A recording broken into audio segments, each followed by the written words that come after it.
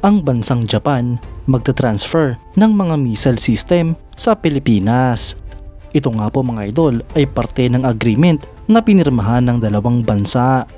Yan ang pag-uusapan natin, pero bago yan, kung bago ka lang sa aking channel ay huwag mong kalimutang mag-like, subscribe at i-hit mo na rin ang notification bell button para lagi kang updated sa mga bagong videos natin.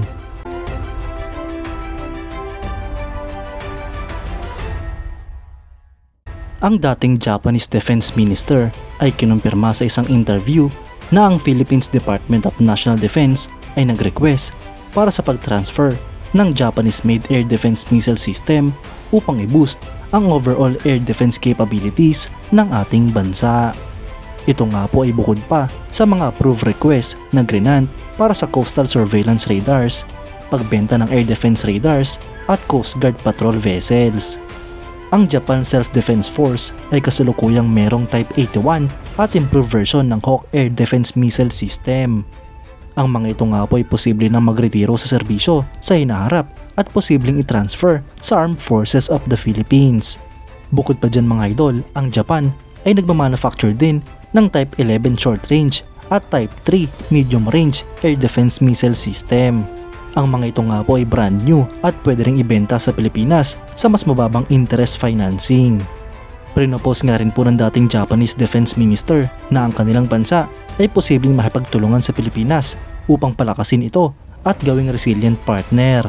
Ito nga raw po ay sa pamamagitan ng pag-take advantage sa lumalaking manufacturing industry at young population ng Pilipinas.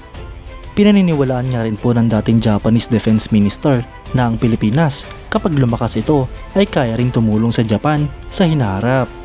Ito nga po ay dahil ang Japan ay merong malakas na technology at financial base, ngunit mahina nga po ito dahil sa kanilang declining population.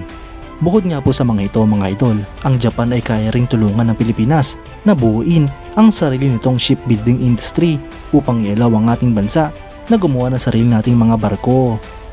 Ang lahat nga po ng pagturo ng Japan sa Pilipinas ay upang palakasin ang ating militar at gain din upang gawin tayong economic middle power na tutulong sa Japan at sa international community upang panatiliin ang kapayapaan at stability sa Indo-Pacific region.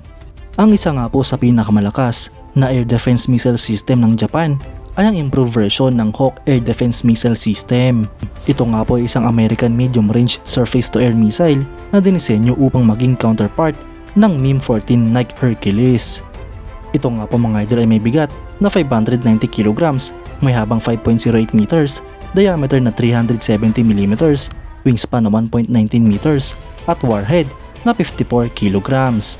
Ang engine nga po nito mga idol ay solid fuel rocket engine na may operational range mula 28 hanggang 31 miles. Ang flight ceiling nga po nito mga idol ay 65,000 feet habang ang maximum speed naman ay Mach 2.4. Ang guidance system nga po nito mga idol ay semi-active radar homing. Dahil ang bansang Japan ay merong improved version ng Hawk missile system ay siguradong mas malakas ito kung kukumpara sa mga regular na Hawk missile system ng ibang bansa. Kung ang missile system nga pong ito ang itatransfer sa Pilipinas, ay siguradong ibuboost nito ang capabilities ng ating bansa. Magagamit nga po ito ng AFP upang protektahan ang ating mga teritoryo at gawin din upang i-counter ang mga missile attack sa ating bansa. Sana nga po mga idol ay mas mapabilis ang proseso ng pag-transfer at pagbili ng mga air defense missile system ng Pilipinas mula sa Japan. Dahil sa mga pagkakasundo ng Pilipinas at ng Japan ay mas marami nga pong acquisition project ang magaganap sa pagitan ng dalawang bansa. Asahan na nga po natin mga idol na talagang tutulong ang bansang Japan sa Pilipinas upang palakasin ang militar ng ating bansa.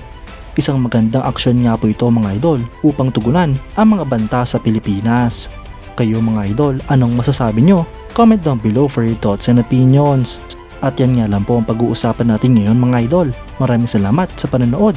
Huwag nyo rin kalimutang mag-like at subscribe bilang suporta sa ating channel. Mabuhay kayo mga idol!